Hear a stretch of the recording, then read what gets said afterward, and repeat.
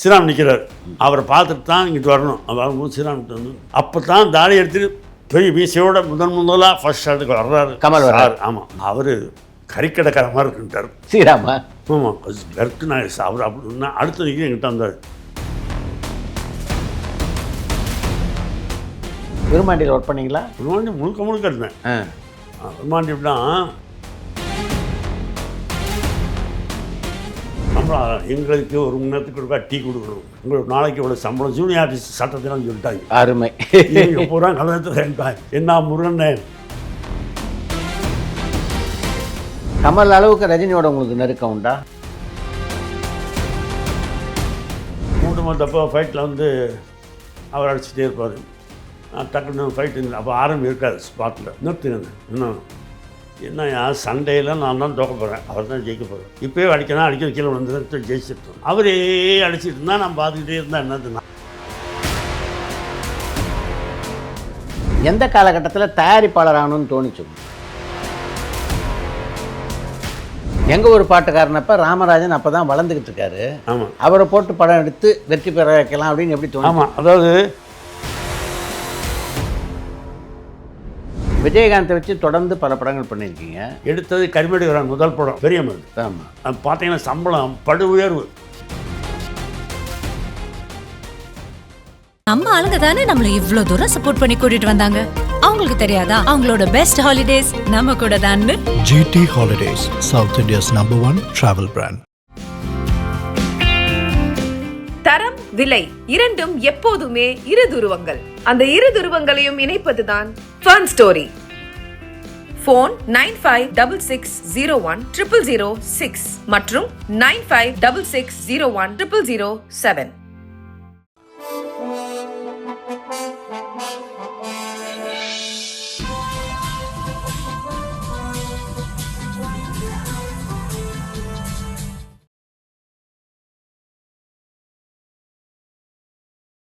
தேவர்மான் படத்தில் நல்லா பழகக்கூடிய வாய்ப்பு அமைஞ்சது.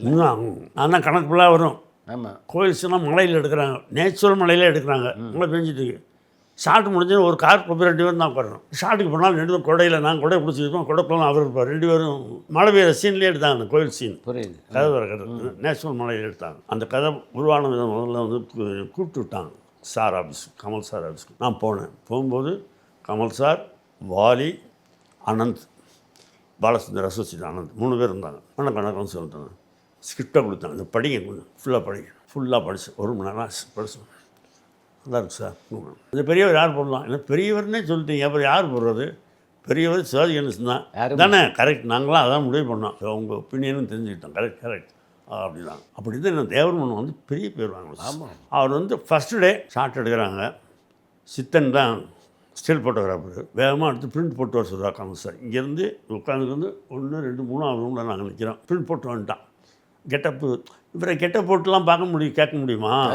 ஷூட்டிங்கில் தான் எடுத்து எப்படி இருக்குன்னு சார் பார்க்குறார். டேய் யோ அப்படின்னா என்ன சிவாஜி ஷார்ட் முடிச்சது என்ன பேசுகிறீங்க? என்னங்க அவர் தான் ப்ரொடியூசரு, அவர் தான் கதைவசனம், அதெல்லாம் எங்களுக்கு தெரியும். நீங்கள் அங்கே என்ன இப்போ பேசுகிறீங்கன்னு கேட்குறேன். கரெக்டாக கேட்குறாரு. இல்லைண்ணே அவர் தான் ப்ரொடியூசரு, அவர் கதாசிரியர், அதெல்லாம் எங்களுக்கு தெரியும், அதையும் சொல்லிகிட்டு இருக்க நீ. இப்போ அங்கே என்ன பேசுனீங்க? கரெக்டாக சார் ரொம்ப தூரத்தில் இருக்கார், 3வது ரூமில் இருக்காரு. ஷார்ப்பு. ஆமாம் சார். அது கேட்குறாரு. சொல்ல முடியுமா? நான் ஃபோட்டோ எடுத்து வந்து பார்த்தாங்கண்ணே. அவள் பார்த்து ஓ அப்படியா சரி வர. அப்புறம் யூனிவர்சிட்டி வேலையே நடந்துச்சு. ஒரு நாள் ஸ்ரீராம் நிற்கிறார். அவரை பார்த்துட்டு தான் இங்கிட்டு வரணும். அவர் வரும்போது ஸ்ரீராம்கிட்ட வந்து அப்போ தான் தாடி எடுத்துட்டு பெரிய மீசையோட முதலாக ஃபர்ஸ்ட் ஷாட்டுக்கு வர்றாரு கமல் சார். ஆமாம், மீசை எப்படி அவர் கறிக்கடைக்கார மாதிரி இருக்குன்ட்டார் ஸ்ரீராமா. ஆமாம், கருக்கு நான் அவர் அப்படின்னா அடுத்த நிற்க எங்கிட்ட வந்தார். மீசை எப்படி நல்லா இருக்குது, அவன் கறிக்கடைக்கார மாதிரி இருக்குன்னு சொல்கிறான் ஸ்ரீராம். அவருக்கு என்ன தெரியும்? நீங்கள் போங்க, இது வந்து ஒரு மசரை கூட எடுக்கக்கூடாது, அப்படியே இருக்கணும், அப்படியே போங்க ஷாட்டுக்குன்னு. சார் அப்படியே போயிட்டார் சார். அருமை. ஓல்டாக பேசினேன் சார், ரொம்ப சூப்பர், உண்மையை தான் பேசுனேன். அப்படியே சார் டக்குன்னு நிமிந்தார். ரைட் அப்படின்னு நேரம் ஒரு ஷாட்டுக்கு போயிட்டார். Sir beautiful writer sir.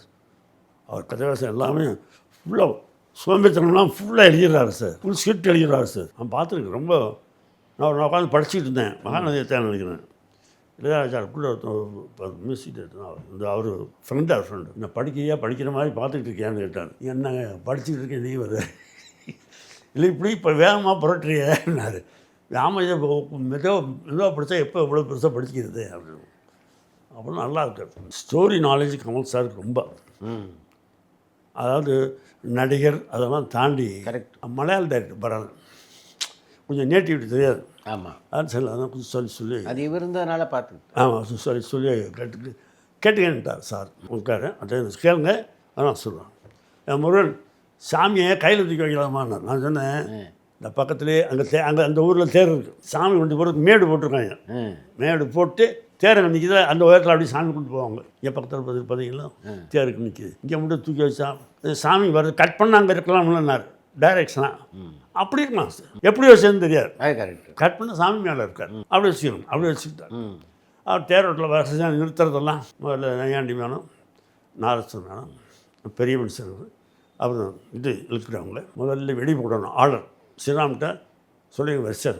Sriram கூட பேட்டியில் சொன்னார், சங்கிலி கூட இருந்ததுனால கொஞ்சம் நேட்டிவ்லாம் ஈஸியாக இருந்தது. முதல்ல வெடி போடுறதுனா வெளியூருக்கெல்லாம் தெரியணும், சாமி புறப்பட்டுருச்சு, தேர் புறப்பட போகுது அப்படின்னு தெரியறதுக்காக வெடி போடுறது. போட்டுட்டு வெள்ளை வீசுறதுன்னு பேர். அப்போ தொட்டு கும்பிடுவாங்க, அப்படின்னு வளர்த்து எல்லாம் தூக்குவாங்க. நான் மேலே நான் நையாண்டி மேலே நாகஸ்தனம் பெரியம்மன் சாரு தேர் துண்டு வீசுறது. என்கேவி என்கிட்ட கேட்டார், துண்டு வீசுறதுலாம் என்ன சங்கிலி நீ தான் சொல்லியிருப்பேன். சார் நம்ம பக்கம் நடக்கிறது நான் பார்த்தேன். துண்டு வீசுறோன்னே தெரிஞ்சுக்கிட்டாங்க. துண்டு வீசுறோன்னே அது தேர் மூவ் ஆகும். அந்த படத்தில் தான் வடிவேலுக்கு ஒரு நல்ல கதாபாத்திரம் அமைஞ்சது இல்லை? ஆமாம் ஆமாம், அவன் அப்போ தான் வந்த புதுசு. அவனுக்கு ஒரு இம்பார்ட்டண்டாக கூடவே 2 பேருக்கு நல்லா பண்ணாங்க. நாசர் சார் அருமையான கேரக்டர். சார் காக்கா ராதாகிருஷ்ணன். ஆமாம், அவர் பெரியப்பா அண்ணன் தம்பி தான் 2 பேரும். எதுக்கு வந்து பஞ்சாயத்தில் தயாராக இருக்கும். நாசர் சாரோட ஒரு நாள் என்னை கூப்பிட்டு ஷூட்டிங் முன்னாடி ஒரு 4 மணி பேசிக்கிட்டு இருந்தேன்.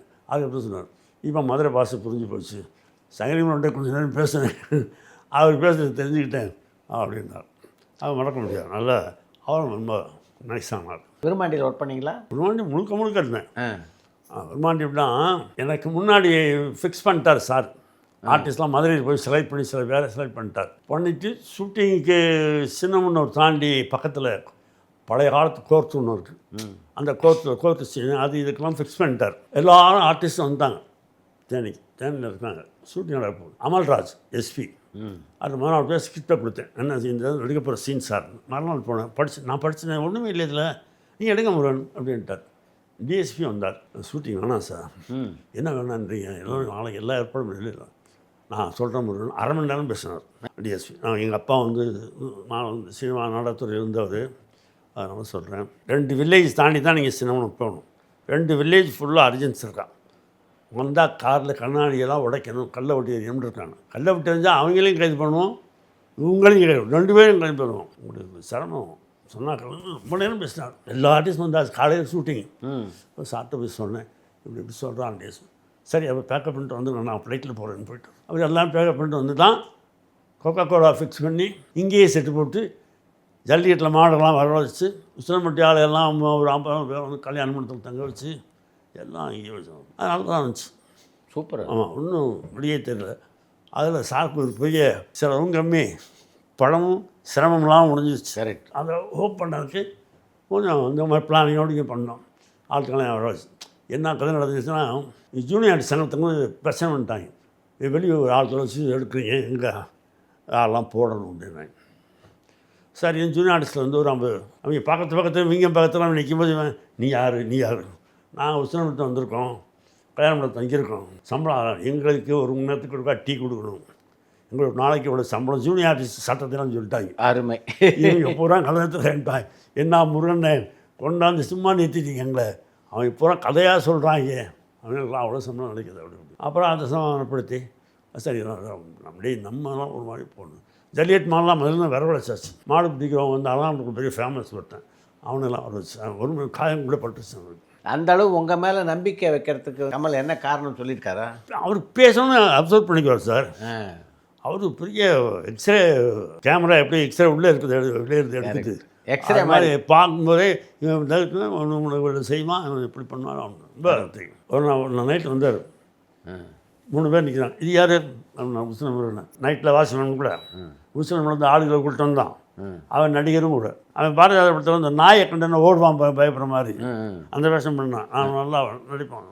அங்கேயே கேம்ப கூடாதுல எல்லாம் முடிச்சிட்டோம். முடித்தது மட்டும் இல்லை, அங்கே கோர்ட்டு போட்டதுக்கப்புறம் அடுத்த படத்துக்கு அது வாடகைக்கெலாம் விட்டோம். அது ஓரளவு ராசில் கெட்டிக்காரத்தனம். அந்த அம்மா தான் பாதியில் அந்த ஒரு ஓனர் லேடி அந்த கேம்பக்கூடாது பாதியில் எனக்கு குடிச்சு என்னை ரொம்ப ஏமாத்திட்டே இருக்கும். நீ என்ன இது ஆகியும் சொல்லி வாடகை கம்மி, நான் லட்சக்கணக்கான போட்டு எடுக்கான படம் வியாபாரம் அப்படியே தான் இப்படியாக தான் யாரோ சொல்லியிருக்காங்க எல்லாத்தையும். ஆமாம் வாடகை கூட வேணும், அவ்வளோதானம்மா கொடுப்போம்மா. எவ்வளோம்மா அவனு? சரிம்மா. ஆமாம் இனிமேல் என்ன அப்படி தான் வாடகை. சரிம்மா. என் படத்தை முடிக்கணும் நம்ம. நான் ரொம்ப குறைச்ச பேசியிருந்தேன். அப்புறம் நம்ம பேசி முடிச்சு படத்தை முடிச்சோம். அது அங்கே எடுத்த விட இங்கே ரொம்ப சுலபமாக வேலை நடந்துச்சு. கமல் அளவுக்கு ரஜினியோட உங்களுக்கு நெருக்கம் உண்டா? நடித்தது தான் நல்லா. அவரோட முன்றுவம், தனிக்காட்டு ராஜா, கழுகு, அப்புறம் இது பூசாரியாக வருவேன் ஒரு படத்தில். அதுதான் அந்த கமல் சார் இருப்பார், மலேசியாவாசன் இருப்பார். நான் உட்காந்து சாமி வர்றது எனக்கு சாமி வர்ற மாதிரி அது என்ன தெரியும் எங்கள் ஊரில் எப்படி வரணும்னு 2 பெருவரில் பிடிச்சி காலை உருவி கண்ணை உருட்டி அப்படி விட்டோன்னே ஷார்ட் முடிஞ்சதுக்கு பக்கத்தில் வந்தார் சார். வில்லேஜை பற்றி நிறையா உங்களுக்கு தெரியும் சொல்லுவாங்க. அது இப்போ தான் பார்த்தேன். நீங்கள் பூசாரி நல்லா சாமி வரவு ரொம்ப நல்லா சொல்லுவார், பாராட்டுவார். அருமை. நல்லா பாராட்டுவார். 3 மாதப்போ ஃபைட்டில் அவர் அடிச்சுட்டே இருப்பார். நான் டக்குன்னு ஃபைட்டு அப்போ ஆரம்பி இருக்காது ஸ்பாட்டில். நிறுத்துங்க என்னையா சண்டையில் நான் தான் தோக்க போகிறேன், அவர் தான் ஜெயிக்க போகிறார். இப்போயே அடிக்கணும் கீழே வந்து ஜெயிச்சிட்டோம். அவரே அடிச்சிட்டு இருந்தால் நான் பார்த்துக்கிட்டே இருந்தால் என்னது, நான் 2 பஞ்சு அவர் 2 பஞ்சு அப்படி அவர் தான் ஜெயிக்க போகிறேன். நான் ஜெயிக்கணும் கதையை மாற்ற சொல்லல, சண்டை போடுறோம் சரி அடியாவது அடிச்சிடணும் இல்லையா அப்படின்னு ஆரம்பி. சரி பார்ப்போம். சூப்பர் மாசு அந்த கம்பஸ் எடுப்போம். இவர் சரி அவரும் அந்த ஜெயிலில் ஒருத்தனா தள்ளுவார் உள்ள ஜெயிலி சார் பார்க்க மாட்டார். அப்படி தள்ளுவார் ஸ்டைலாக கழுத்து இப்படி டல்லாம் உள்ளே போய் டம்னு விடுவான்.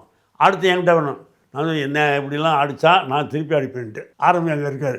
என்ன முருகன் என்ன சார் என்ன சொல்கிறார் கேளுங்க, சார் நம்ம சொல்கிறார் அப்படின்னு அவர் சார் விட்டார். அங்கிட்டு சார் என்ன முருகன் சார் ரிமாண்டு கொண்டாச்சுன்னா அடிக்கப்படாது சார், கோர்ட்டுக்கு தான் போகணும். சரி தள்ளிடும் ஒன்றும் அவ்வளோ அவர் இருந்தார். நான் அடிக்கல சார் தள்ளிடுறேன் அப்படின்னா. தமிழ் புறமே பாருங்கள், தள்ளுனாது தள்ளி கதை சாத்தினோன்னே அலெக்ஸ் அப்படின்னு கம்பியை பிடிச்சி சொன்னேன். இது திடீர்னு பேசினடா அவரும் திடீர்னு பேசினார். அலெக்ஸ்ன்னு சொன்னோன்னே பேரை சொன்னால் நாக்கு எடுத்து வச்சு அர்த்தமாக பார்க்க உடனே கவுண்டர் சொல்கிறார். உடனே ஸ்பார்க்க டான்னு பேசினார். அசந்து நான் அது இன்னைக்கு மறக்க முடியாது. விசாரிக்காம அடிக்கக்கூடாது தெரியுமில்ல. அப்போ உன்னை விசாரிச்சே அடிக்கிறேன். பேரை சொல்லி கூப்பிட்டு நாக்கி அறுத்துடுவேன். நீண்ட இடைவெளிக்கு பின்னாலே அவரோட கபாலில் நடிச்சிங்கல்ல? ஆமாம். அதில் அந்த செட்டியார் வேலை அவரும் அவர் மகளும் உட்காந்துருப்பாங்க, பேசுவேன் சீனில் பேசுவேன். எந்த காலகட்டத்தில் தயாரிப்பாளர் ஆகணும்னு தோணிச்சு? இல்லை இப்படி நடிச்சுக்கிட்டு இருக்கும்போது பார்த்தேன். இல்லைன்னா இதை பார்த்தா இல்லை இல்லைன்னா அடின்னு அடிக்க சொல்கிறாங்க, நம்மளை கீழே விழுத்து தாட்டுறாங்க. நமக்கும் ஃபைட் பண்ண தெரியும். இப்படி இருக்கும்போது தான் பார்த்தேன். போயிட்டே இருக்கும்போது கட்டுப்படி ஆகாது. சம்பளம் ரொம்ப கம்மி சார். எவ்வளோ கொடுப்பாங்க? அதிகபட்சம் 25,000 ரூபா 30,000 ரூபா. அந்த ரஜினி படம்னா தான். ராமநாராயண் படத்தில் 10,000 7,000 சில்குமா உள்ள டான்ஸ்லாம் ஆடி இருக்கு. ஆமாம். அப்புறம் அப்பா ஒரு வேஷம் போட்டு என்ன ரொம்ப கடுப்பாகி தான் படம் ஆரம்பிக்கிறது வேணும். கருமேடு கருவாயன் மதுரையில் நடந்த கதை. கோகுலகிருஷ்ணா கூட இருப்பார். அவரோட கதை என்ன சொன்னேன். அவர் தான் சிஸ்டர் எழுதினார். சார் மறக்க முடியாது. நான் தாமரத்தை படம் நீங்கள் படம் எடுக்கிறது எனக்கு பயமாக இருக்குது. இளையராஜாவா? அப்புறம் எங்கள் ஊர் பாட்டுக்காரர் அதுவும் அதே மாதிரி. அது ஒரு வாக்கில் ஃபஸ்ட் காப்பி பேசி படத்தை முடிச்சிட்டேன். 2 லட்சம் மிச்சமாச்சு. வீட்டுக்கு போனேன். அவருக்கு 1 லட்சம் 2 ரூபா எனக்கு கிடச்சி. 1 ரூபா நீங்கள் வச்சுக்கோங்க இப்படி பார்ப்பார். வேணாம் இல்லை சார் எனக்கு 2 ரூபா கிடச்சி. 1 ரூபா நீங்கள் வச்சுக்காங்க உட்காருங்க. இனி அடுத்த படத்துக்கு என்ன சம்பளம் பேசிடும். இது 3வது படமாக போகுது அப்படின்னு சம்பளம் பேசிக்கிட்டோம். எங்கள் ஒரு பாட்டுக்காரனப்ப ராமராஜன் அப்போ தான் வளர்ந்துக்கிட்டு இருக்காரு. அவரை போட்டு படம் எடுத்து வெற்றி பெற வைக்கலாம் அப்படின்னு எப்படி தோணும்? ஆமாம், அதாவது புது ஹீரோயின் தான் போட்டு முடிவு பண்ணியிருந்தேன். நான் நடிக்கும்போது அவர் அசிஸ்டன்ட் டைரக்டர் ராமநாதன். ஆமாம். 2வது அசிஸ்டண்ட் சோழராஜன் தான் ஃபஸ்ட் அசிஸ்டண்ட். குமரேசன். குமரேசன் 2வது அசிஸ்டண்ட். அப்புறம் அவன் நல்லா இருக்குமே அப்படின்ட்டு நான் நேரம் இப்போ போய் பார்ப்போன்னு போனேன். அவன் ஏவிஎம் டப்பிங் தேட்டர் இருந்தான். சரி நான் தான் முடிவு பண்ணுறேன் என்ன போய் பார்க்குறது. ஆனால் பார்த்து அவனை சட்டை போடாதேன்னு சொல்கிறதுக்கு பட்டபாடு பெரும்பாடு, மேக்கப் போடாதேன்னு சொல்கிறதுக்கு பெரும்பாடு. நான் மத்தியானம் மேக்கப் பண்ண வச்சு பிரேக்கப்போ மேக்கப் போட்டுக்கிட்டு இருக்காங்க. இங்கே வந்தேன். இந்த மேக்கப் பண்ணதும் உன்னை கொண்டு பஸ் ஏற்றி மெட்ராஸுக்கு டிக்கெட் வாங்கி கொடுத்துருவா. அவன் சம்பளத்தை செட்டில் பண்ணி அனுப்பிச்சு மேக்கப் போடாதுங்கிற போடுறியே நாங்கள் போடக்கூடாது, அழிச்சது முகத்தான். ஏன்னா நேச்சுரலாக இருக்கும். கேர் மாடு மேய்க்கிற பையன், கரெக்ட். வீட்டில் சிரமத்திட்டு இருப்பேன், கிராமத்து பையன், மேக்கப் போட்டான். அவனுக்கு மேக்கப் போடணும்னு ரொம்ப ஆசை. அடுத்த படத்தில் போட்டு கேட்பான், காவக்காரனில் மேக்கப்லாம் போட்டு மாத்தா விக்கெல்லாம் வச்சுக்கிட்டு ரொம்ப, அது யாருக்கும் ரொம்ப நாள் ஆசை இருக்கணும். அது நேச்சுரலாக நேட்டிவிட்டியாக எடுக்கணும்னு எடுத்தது பாட்டுக்காரன். அதில் பார்த்தீங்கன்னா எல்லா கேரக்டரும் நேச்சுரலாக இருக்கும். அந்த படமும் நல்லா போச்சு. இல்லை, பெரிய வெற்றி பெற்றது அந்த படம். ஆமாம். எப்படி இருந்தது அப்போ உங்களுக்கு? முதல்ல கூட்டத்தில் டிக்கெட் கிடைக்காம பஸ்ஸில் ஏறுறவனுக்கு டிக்கெட் உள்ளே ஏறி டிக்கெட் உட்காந்து சீட்டு கிடச்ச மாதிரி. கரெக்ட். ரொம்ப எல்லாமே அந்த பெருமையெல்லாம் ராஜாவுக்கு. ரீகார்டிங் அது எல்லாருமே கேட்பாங்க. ஒரு டிஸ்ட்ரிபியூட்டர் கேட்டோம், உங்களுக்கு மட்டும் மியூசிக் தனியாக இருக்குது, மற்ற படத்துக்கெலாம் அப்படி இல்லையா? அப்படி கொஞ்சம் இல்லையா, படத்தை பார்க்குறாரு, படத்துக்கு என்ன எஃபெக்டாக பண்ணுறாரு, நல்லா பண்ணாரு. மகாராஷ்டிரா நல்லா இருக்கும். விஜயகாந்தை வச்சு தொடர்ந்து பல படங்கள் பண்ணியிருக்கீங்க. அவங்களும் நடிச்சிருக்கேன் நிறையா. எடுத்தது கரிமேடு வரான் முதல் படம், பெரிய மருந்து. ஆமாம். பார்த்தீங்கன்னா சம்பளம் படு உயர்வு, வெறும் 2 லட்ச ரூபா முதல் படத்தில். அவரே மதுரை வேணும்னு 4 லட்ச ரூபாய்க்கு வாங்குவாங்க. விஜய் இப்ராஹிம் வந்து இவன் படத்தை வாங்க சொன்னாங்க. மதுரையில் நான் ரிலீஸ் பண்ண நினச்சிட்டு இருந்தேன். நான் ஆஃபீஸ் வச்சுருவேன் கண்டினியூவாக. அப்புறம் அவர் ரிலீஸ் பண்ணார். அதாவது ஆஃபீஸ் வச்சுருந்தார். இப்போ கூட அவங்க இங்கே இருக்க அந்த ஆஃபீஸ் கார்னரில் கைமேடுக்கிற வயசில் தான் அந்த கருப்பு கட் அவுட் இது பேண்ட்டு அந்த அந்த கட் அவுட் வச்சுக்கோங்க. பெரிய மதிக்கு அப்படியே சம்பளம் ஏறிச்சு. ஓ ஆமாம். நான் 2 லட்ச ரூபாய்க்கு சம்பளத்துக்கு நடிச்சவர். அவர் வந்துட்டார் 75 ரூபாய்க்கு. 45 ரூபா 40 ரூபா அட்வான்ஸ் முதல்லையே. எங்களுக்கு சேட்டு தான் நம்ம சந்திரபிராஸ் தான் ஃபைனான்ஸ். அவனுக்கு கொடுத்தா வாங்கி அப்புறம் அவங்க வியாபாரம் நிறைய செலவு. க்ரௌடு கூட்டம் நிறையா. நம்ம சாங்ஸ்லாம் ரொம்ப க்ரௌடு போட்டு எடுத்தோம். ஆனால் எல்லாம் திண்டுக்கல் இதுக்குள்ளேயே எடுத்தோம். ஒகனைகளில் போய் இந்த ஃபால்ஸ் அந்த தண்ணியில் இருந்து ஒரு சீடு கொண்டு இருக்கு, அதை எடுத்தோம். இந்த மாதிரி தங்கமான ஆசை. ரொம்ப ஃபைட்டு லெசன் பார்க்கும்போது கொடை கூட பிடிக்க போன்றுவார். ஸ்கூலில் போட்டு உட்காந்து பார்த்துட்டே இருப்பார். கொடை கடுமையாக உழைப்பார். வேலையை கரெக்டாக செய்வார். ரொம்ப கரெக்டான ஆள். அவர் கடைசியில் உடம்பு சினிமா போன தான் ரொம்ப அர்த்தம். அப்போ நான் இப்போ போயிருந்தேன். ஃபங்க்ஷன்ஸ் இருந்தாங்க, பெரிய ஃபங்க்ஷன் நல்லா கூட்டம். சேசி பார்த்தவங்க நான் இப்படி பார்க்குறாரு விஜயகாந்த். அவ்வளோதான் தெரிஞ்சு பேச முடியல. தூந்து போட்டு நான் வர்றேன், போயிட்டு வர்றேன். நல்லா தங்கமான ஆள். அதெல்லாம் கொஞ்சம் நாளைக்கு இருந்துக்கணும். கார்த்திகை வச்சு அந்த காலத்தில் படம் எடுக்கிறதே ரொம்ப கஷ்டம் எல்லாரும் சொல்லுவாங்க. நீங்கள் 3 படம் வந்து எடுத்தீங்க, 3 வெற்றி படம். பாண்டி நாட்டுத்தங்கம் பார்த்தீங்கன்னா 39 நாளில் மொத்த படத்தையும் முடிச்சிட்டிங்க. 39 நாள் ஒரே ஷெடியூல். ஆனால் புறப்படுறதுக்கு முன்னாடி விஜய் படத்தை எடுக்கிற வாய்ப்பு எப்படி அமைஞ்சது? அது முதலே அரசியல் வேணான்னு பேசுகிறேன் நான் அவர்கிட்ட. அப்படியா? எவனும் பேச முடியாது. 1/2 மணி நேரம் பேசுகிறேன் கேரவனில் உட்காந்து. அப்போவே அரசியல் வர ஆசை இருந்தது அவருக்கு. கவுண்டமணி, செந்தில், வடிவேலு இவங்க 3 பேரோட உங்களுக்கு உள்ள பழக்கத்தை சொல்லுங்கள். செந்தில் வந்து சொந்தக்காரர். முதல் படங்கள்லாம் மணியும் செந்தில் சம்பளமே அவங்க கல்வெட்டுக்காரன். அப்படியா? ஆமாம். பல படங்களில் நீங்கள் சீரியஸ் வில்லனாக நடிச்சிருக்கீங்க, பல படங்களில் காமெடி கலக்கியிருக்கீங்க. நேசம் படத்துல எல்லாம் பார்த்தீங்கன்னா இந்த பஞ்சாயத்து சீன் இன்னி வரைக்கும் கையை பிடிச்சி இழுத்தியா வந்து இன்னி வரைக்கும் பேசப்படுற சீன் அது. ஸ்பாட்லி கிரியேட் ஆனது. ஆரம்பத்தில் ஜெயமாலினியோட அட்டகாசமாக டான்ஸ் எல்லாம் ஆடிருக்கீங்க. ஆமாம். ஜெயமங்கலே கிருஷ்ணா கூட அதிக படங்கள் ரொம்ப தங்கமான புதுசு. இறந்தது தான். பரபரப்பான சினிமா செய்திகள், நட்சத்திரங்களின் பேட்டிகள், சினிமா வரலாறு ஆகியவற்றை பார்க்கவும் படிக்கவும் உங்களுக்கான இணையதளம் touringtalkies.co.